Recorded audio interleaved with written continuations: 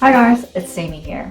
Today is going to be a simple Q&A video in regards to my life here in London and my master's student life here at the London School of Economics as a media scholar. So without further ado, let's just dive in. I'm in the process of buying an iPad. Should I buy a cellular version or the Wi-Fi version? And how good is the internet connection on campus? Well, Wi-Fi is fine here. We use Eduroam, which is a campus-wide internet system. So you log into internet through your student ID and password that you will set up in the very beginning of the semester when you matriculate. So with my own iPad, I also use Wi-Fi version. I did not bother buying cellular version because I knew that I will be on campus most of the time, and also within my student accommodation hall, we used Eduroam here and it works fine. However, there are moments that you would face some difficulties logging into internet due to technical issues because, first of all, there are thousands of students who are using the system. So for an example, in the beginning of the semester, I wonder if you watched this video where I tried to add drop my classes in the beginning of the semester. I couldn't log in because there were so many people who were trying to log in the system at the same time simultaneously. So I ended up selecting my seminar an hour and 30 minutes later. So I did not get the professor that I wanted. However, some students who are out of this Eduroam system, who are living in some other housings or other countries, they were able to log in and get those spots. So, I mean, those things could happen, but most of the time with my studying and my daily research, the Wi-Fi system here does not affect me. So if you're trying to buy an iPad, I would just suggest go for a Wi-Fi version unless you want to travel around or try to use your iPad for a business purposes. So current COVID situation here in London.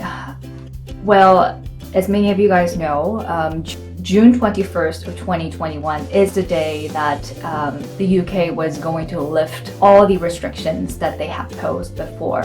So about 2 weeks ago, the daily cases were in between 1,000 and 1,500. It was very, very low. And then last week it was at about 3,000 range. And now this week, we're seeing the daily cases going up to between 4,000 and 6,000. So there are local news reports saying that June 21st restriction lift might not happen. We might have to delay it. We don't know. However, the vaccine process is very fast. I have received my first dose of vaccine June 29th, and the vaccine rollout is going really, really fast. Right now, the age group is 30 over, so probably next week is going to be 29 over.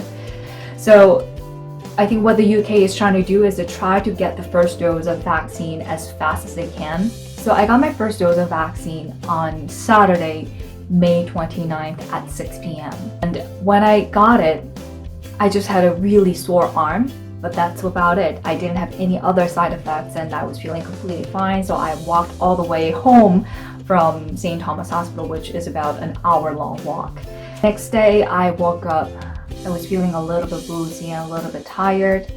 By 2 p.m., I was able to feel that, okay, my body is doing something inside. I was feeling like I just had to lie down.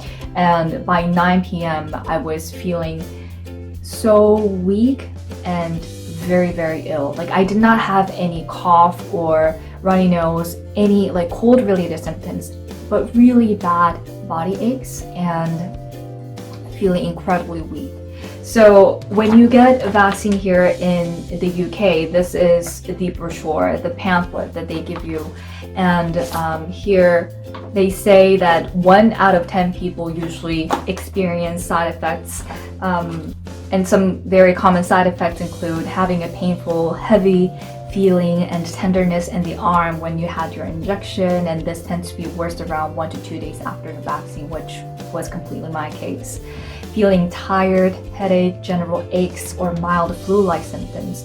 So I basically had all four, and after the third day of feeling really sick, by the fourth day, I was fine. I felt great in the mornings. I woke up and I did some workout for about 30 minutes, and yeah, but I did have a very rough 2 days from the second day to the third day. What I could tell you is a vaccine rollout here in the UK, it's going really fast. This situation is really frustrating in terms of countries like the US or the UK are very fast with vaccine rollout, whereas India or Brazil or even my home country, South Korea, are very slow with vaccine rollout. So this gives me a really heavy heart. So yeah, in terms of COVID situation, this is where we are. But in general, here in London, at the very moment that I'm recording, everybody is feeling generally very happy, somewhat safer than before, for sure, when the cases were like really high in January and February. So let's talk about student satisfaction in terms of school here. Well, I guess if you talk about student satisfaction, you can divide that into academic aspect and professional development aspect.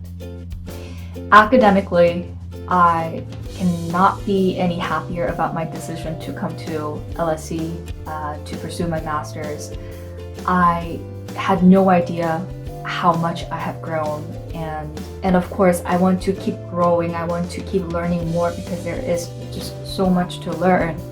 But with the kind of critical thinking and critical writing skills that I have equipped myself throughout my time here at LSE, it's an invaluable asset, not only in terms of the professional growth, but as a human being. I believe that in this day of age where the 21st century, with the incredible development of technologies, one of the core skill sets, as well as human capital that we should have, is this critical thinking. And overall, professors are fantastic here. I mean, some of the best professors within my field are here in our department, and I get to talk to you name it. Everybody is here, and I have learned a great deal. Of course, the pandemic situation has definitely more or less affected the ways and the methods of being delivered to students. So online learning environment is not always the healthiest, is not always the best for students to really be engaged and also build that rapport between not only professors but also among students, because we learn with each other, not only on our own. So for me, that was the hardest part to deal with, because I was yearning for that academic environment where you are sitting with 100 other students and the professor talking, and we get to challenge each other during the Q&A discussion at the end of the lecture, and that ambience of being surrounded by this immense academic talent. Of course, we didn't have that this year. However, what it is is what it is. I just try my best to get what I could get out of this whole experience, and I think that's the best approach that you could take. And in terms of professors, you really can learn so much from following up with how they deliver the content, but also what they have done. Just seeing what they have done so far, it can really inspire you. But I also must note that this pandemic situation was not only difficult for students, but also incredibly hard for many professors. So I'm very aware of that. However, generally speaking, there are professors who care less about their students than some others. So I do want to throw that out, because it's not always the case that you will get the most caring professors. And I could say this because for me as a human being who values the human interaction the most important, and especially where I did my undergrad at Oberlin College and Conservatory in Ohio in the US, which is a fantastic liberal arts college where I was able to receive incredible support from professors and colleagues, and also able to form incredible rapport. And having that sense of belonging and forming that social relation is incredibly important for students to be able to fully develop as a human being, not only just as a scholar or just as a person who wants to get a job. Because I do believe that education is not just about getting a job. It is about becoming a better human being and being a better person to contribute something positive back to society, because we also receive from the educational setting. So with the professional development aspect, I have a lot to say. I have received this question. I think, again, pandemic situation has definitely brought substantial change in many things, and that also affects professional aspect. Especially because all the offline activities that used to take on campus had to move online. The many things that students before COVID were able to take advantage of, were able to utilize, capitalize, are no longer there. Were no longer there for in my year, and I think that will be most likely the case for the next year as well. But of course, it'll definitely depend on how this pandemic situation turns out, right? Personally, from my own experience, I wish that there were more concrete events to connect their students with the alumni from the same department, or overall, students needed much more support because emotionally and also mentally we were very heavily affected. But again, with the amount of money and tuition that we pay, I definitely feel like I could use more support and opportunities. But that's how things are right now overall in the world. So I would not be bogged down by that. What I'm doing is just really trying to focus on what I could do better to help my community, to help the society that I am part of. In terms of CV writing, technical skills that students must have when applying for jobs, certain positions, internship, and whatnot, there is rich information and resources available within the school. For example, the school provides this AI CV running system where you can just run your CV by this AI system to see if you have written a decent CV. But of course, I personally have so much to say about this AI platforms where all of our data are being stored, processed, and we have no idea where our data are going to go. They could go out to our potential employers, or who knows. Back when I was in undergrad, when I applied for jobs, I just sent out my CV and my resume to them via email. That's about it. Or even sent them with a post. But now, most big companies run the CVs of the applicants through AI-based system to filter out the first round, which absolutely blew my mind, because technology is not always correct. It does make mistakes, and sometimes it makes even bigger, more stupid decisions than humans can do. So I have a lot to say about our current data practices and AI-based smart learning. And of course, that's why I'm doing my dissertation on the policy changes in terms of AI digital educational learning systems in public schools within the EU as well as in South Korea. Because this is basically what I'm researching on, what I'm studying, and this is the field that I am very, very passionate about to bring social change, bring media justice. So, let me go back to the whole core of this talk in terms of career development aspect.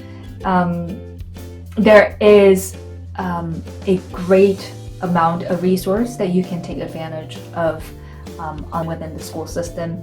However, I would be honest and say that the job market is not the same. To come all the way to London to receive the education, but then they ended up going all online by the second semester, and we ended up going into national lockdown. It was just a whole chaos. And there are many students who also went to spend a winter break at Christmas holidays with their families back home in the US or in Germany or wherever, and then they did not make it back to London because of the lockdown restrictions. So things like that have happened throughout this year, and so there is just so much uncertainty. So I'm just trying to share with you that there will be a lot of unexpected things that you might have to cope with when you come here, because that's what have happened in our year. But I also want to say that do not let that discourage you in any ways, because there are also many benefits that you can take out of. So if I were to summarize my student satisfaction here at LSE within one sentence, would be academically, I am incredibly satisfied. Let's talk about social life. Well, again, online setting has impacted a lot of social life. I've met some really great friends and formed great relations through prayers, and I will say that there is a certain level of discrimination. I mean, anywhere around the world, anywhere you go, there is a certain level of discrimination, bias. I won't lie, you will experience microaggressions. Racial discrimination, as well as bias, elitism. Meet those people. You will encounter very uncomfortable moments. It was hard.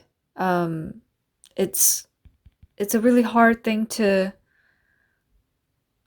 experience.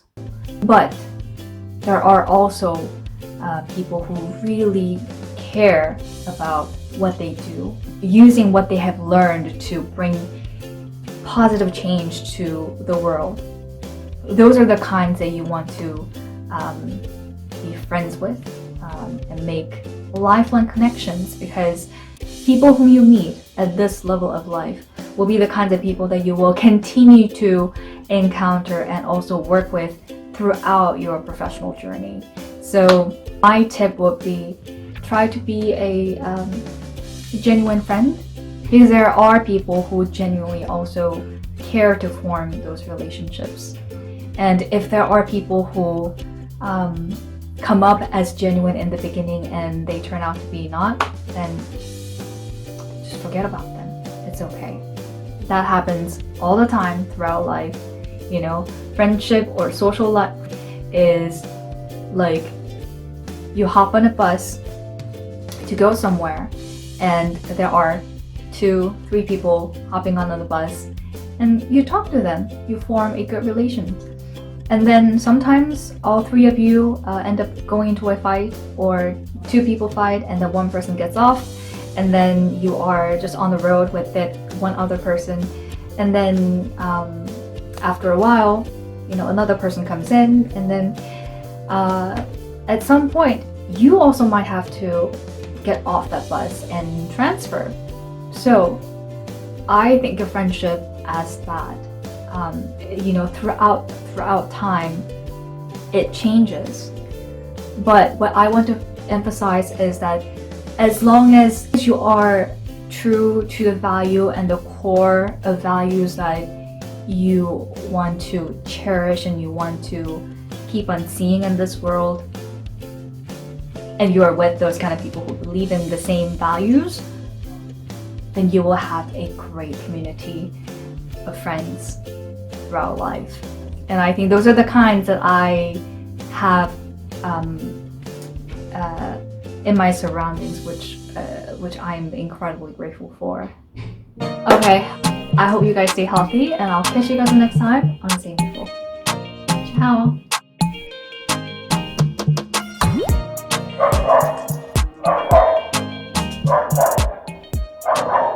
Sorry. There's a little dog outside. Probably a big one. Okay. Hi, it's Sammy here. Today is...